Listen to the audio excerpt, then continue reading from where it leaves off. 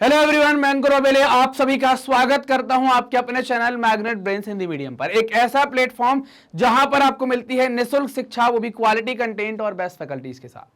तो चलिए बात करते हैं कि इस वीडियो में हम क्या करने वाले हैं और क्या पढ़ने वाले हैं।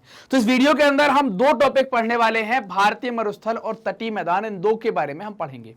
ये दोनों टॉपिक हैं कक्षा 9वीं के भूगोल के अध्याय 2 भारत का भौतिक स्वरूप से, जिसके अंतर्गत हमें भारतीय मरुस्थल और तटीय मैदान को पढ़ना है।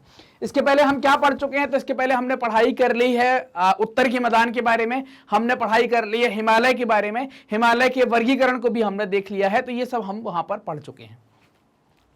अब अगर रेगिस्तान की बात की जाती है तो रेगिस्तान का मतलब क्या होता है? उसको मरुभूमि कहा जाता है ना, मरुस्थल कहलाता है। तो ये मरुस्थल को अगर आप देखते हैं, है ना, अगर इस मरुस्थल को आप देखते हैं तो आप पाएंगे कि इसमें दो शब्द हैं, मरु और स्थल।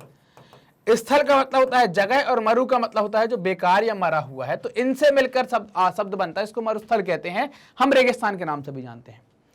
तो ये कहां पर आपको मिलेगा? तो भारत में आपको जो रेगिस्तान है ये खास तौर से दो प्रकार से आप इनको देख पाएंगे। कैसे दो प्रकार से देख पाएंगे? अगर बात करें तो भारत में दो प्रकार से ऐसे देख पाएंगे कि एक तो आपको थार का रेगिस्तान मिलेगा और एक आपको कच्छ का रण मिलेगा।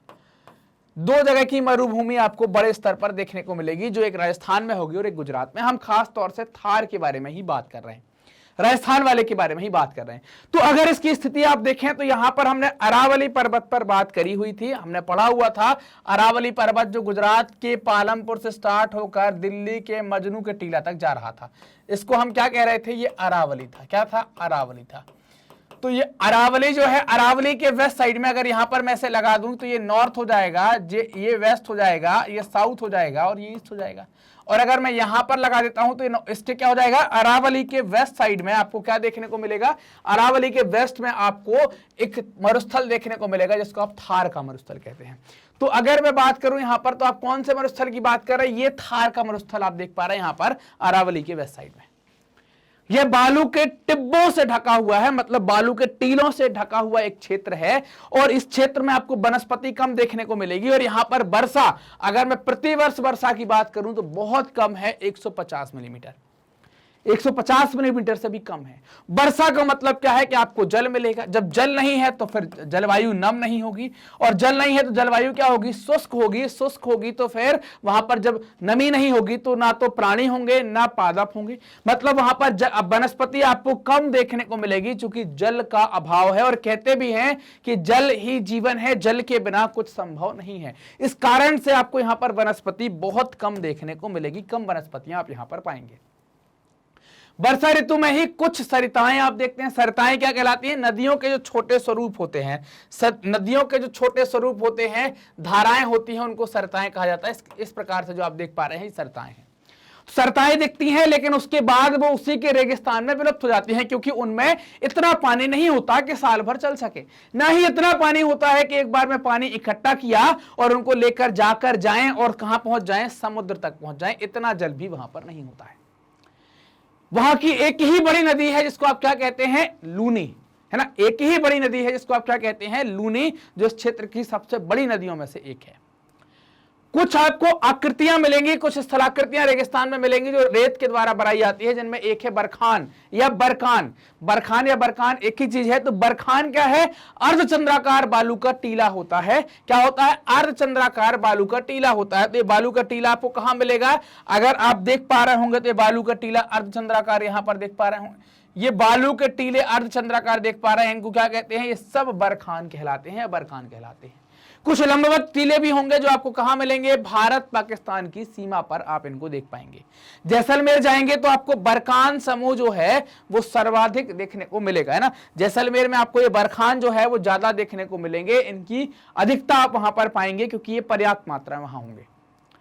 अब बात करेंगे तटीय मैदान के बारे में कि तटीय मैदान क्या कहलाता है? तट क्या कहलाता है? तट का मतलब होता है किनारा। अगर मैं बात करूं कि तट क्या होता है तो तट का मतलब होता है किनारा। मतलब आपको किनारा चाहिए, और किनारा खास तौर से क्या होता है? समुद्र के पास वाला किनारा। मतलब ये किनारा क्या है? कि पानी के पास वाला किनारा। तो भारत में ऐसे किनारे आपको सिर्फ दो देखने को मिलेंगे। एक तो ये किनारा आप देख पाएंगे, है। एक तो ये किनारा आप देख पा रहे होंगे और एक ये किनारा आप देख पा रहे होंगे। ये दो किनारे ही आप देख सकते हैं ना, ये दो किनारे ही आप देख सकते हैं। अगर मैं इस किनारे की बात करता हूं तो यहां पर जो पानी भरा हुआ है उस जल को कहते हैं अरब सागर। यहां पर क्या नाम देते हैं? अरब सागर। और एक होता है बंगाल की खाड़ी, है ना? क्या होता है? बंगाल की खाड़ी।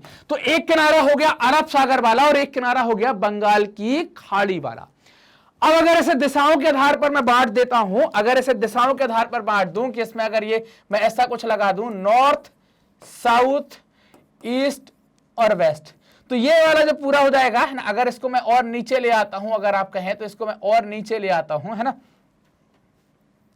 इसको और नीचे ले आऊं, अगर यहां पर लगा दूं नॉर्थ, साउथ, ईस्ट और वेस्ट, तो ये वेस्ट वाला मतलब ये क्या हो जाएगा? इसको पश्चिमी तट कह देंगे, इसको पूर्वी तट कह देंगे। और यहीं पर इसी पश्चिमी तट और पूर्वी तट पर हमने कई और चीजें भी देखी हुई हैं। कैसी और चीजें देखी हुई हैं? तो आपको याद होगा कि हमने यहां पर कुछ घाट भी देखे हुए थे, पूर्वी और पश्चिमी घाट। अगर आपको याद है या नहीं है तो आपको याद होगा। तो हमने क्या देखा था? यहां पर कुछ एक ऐसा एक पर्वत आपने देखा था जिसको हम क्या कह रहे थे? पश्चिमी घाट कहा जा रहा था। ये पश्चिमी घाट आप देख रहे थे।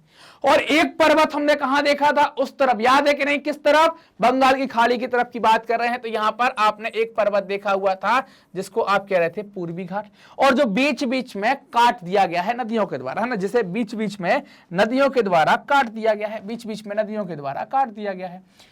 अब ये पूर्वी घाट और पश्चिमी घाट, तो इनके बीच में कुछ सकरे मैदान छूट जाते हैं। क्या होता है? कुछ सकरे मैदान आपको यहां पर छूटे हुए मिल जाते हैं। तो घाट और तट के बीच में जो सकरे मैदान है, घाट और तट के बीच में जो सकरे मैदान छूटे हैं, जो हरे से मैं लाइन बना रहा हूं, उनको क्या कहते हैं? उनको ही तटीय मैदान कहते हैं, क्योंकि तट पर भी उपस्थित है। समझ में आई बात? क्योंकि तट पर ही उपस्थित है। यहां तक की बात क्लियर है? समझ में आई बात ना? चलिए, तो अब क्या है कि आपने देखा प्रायद्वीपीय पठार के, हमने वो भाषा लिख ली, प्रायद्वीपीय पठार के किनारों पर संकीर्ण तटीय पट्टियों का विस्तार है। इन्हें अरब सागर से लेकर आप पूर्व में बंगाल की खाड़ी तक देख सकते हैं। दो आपको तट मिलेंगे, एक को हम पश्चिमी तट के नाम से जान रहे हैं। किस तट के नाम से जान रहे हैं? एक को पश्चिमी तट के नाम से जानते हैं और एक को आप पूर्वी तट के नाम से जानते हैं। पश्चिमी तट की अगर बात करें तो पश्चिमी घाट तथा अरब सागर के मध्य स्थित एक संकीर्ण मैदान। पश्चिमी तट का मतलब क्या हो गया? तो ये पश्चिमी घाट हो गया और ये अरब सागर हो गया। तो इनके बीच में जो सकरा मैदान जो है, इसको क्या कहते हैं? इसको पश्चिमी तट कहा जाता है, या पश्चिमी तटीय मैदान इसको कहा जाता है। इस पश्चिमी तटीय मैदान के आप तीन पार्ट देख सकते हैं, है ना? इसके तीन पार्ट आप देख सकते हैं, एक कोंकण का मैदान, कन्नड़ का मैदान और मालाबार का मैदान। तो अगर कोंकण के मैदान की बात कर रहे हैं तो ये कहां जाएगा? महाराष्ट्र और गुजरात में। कहां जाएगा? महाराष्ट्र और गुजरात, महाराष्ट्र और गोवा में, है ना? महाराष्ट्र और गोवा में। कन्नड़ कहां जाएगा? कर्नाटक में। और ये कहां जाएगा? केरल में। ये आप इसके तट देख पा रहे हैं। ये मालाबार का तटीय मैदान है, ये मालाबार का तटीय मैदान है। यहां पर ये कन्नड़ का तटीय मैदान है और ये कोंकण का तटीय मैदान है। और गुजरात में आप जो देख पाते हैं, सो काठियावाड़ का तटीय मैदान कहते हैं। तो आप यहां पर और लिख सकते हैं, गुजरात में क्या लिख सकते हैं? यहां पर गुजरात में इसको क्या कहते हैं? काठियावाड़ कहते हैं। क्या कहते हैं? काठियावाड़ कहते हैं। ठीक, तो इसके ये भाग आपको, हालांकि गुजरात क्या है?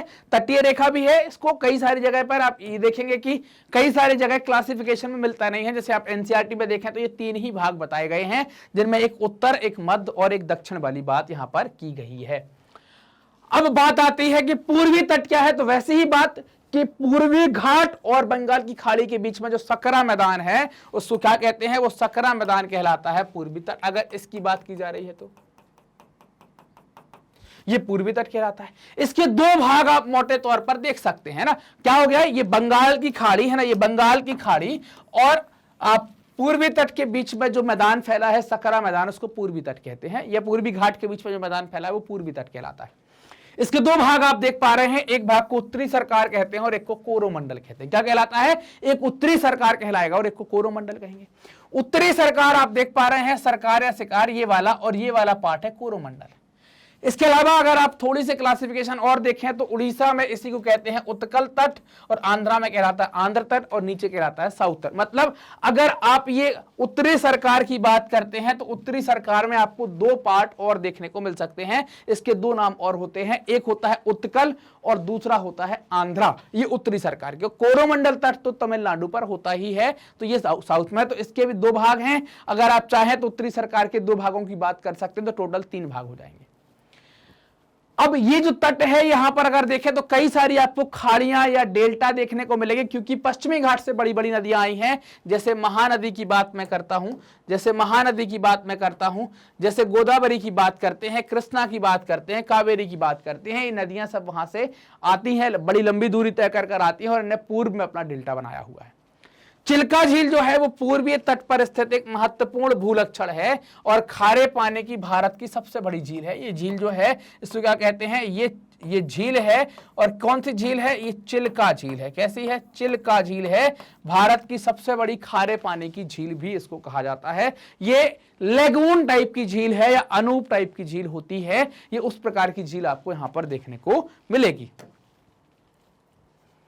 ये तटीय मैदानों की बात है जिस पर हम बात कर रहे हैं, तो एक बार अपन रिदम में बात कर लेते हैं कि क्या हम तटीय मैदानों पर बात कर रहे हैं। तो हम बात कर रहे हैं कि यहां पर आपको एक जो घाट है वो देखने को मिलेगा, जिसको आप पश्चिमी घाट कहते हैं ना। एक घाट आपको ये देखने को मिलेगा जिसको आप पश्चिमी घाट कह रहे हैं, है ना, जिसको क्या कहा जाता है, पश्चिमी घाट कहा जाता है। और यहाँ पर आपको पूर्वी घाट देखने को मिलेगा, कुछ कुछ जगह पर ये आपको पूर्वी घाट देखने को मिलेगा, कुछ कुछ कट जाएगा। और ये तट है, यहाँ पर अगर आप बात करें तो ये अरब सागर है और ये बंगाल की खाड़ी है। ये क्या है, बंगाल की खाड़ी है। तो अगर इसकी बात करें बंगाल की खाड़ी, ये पूर्व में स्थित है। कहां स्थित है, पूर्व में। और ये कहां पर स्थित है, पश्चिम में स्थित है। तो इसी कारण से इनको हम क्या कहते हैं, ये पश्चिमी तटीय मैदान कहलाता है। ये पश्चिमी तटीय मैदान होता है और इसको आप पूर्वी तटीय मैदान कहते हैं। क्या कहलाता है, पूर्वी तटीय मैदान कहलाता है।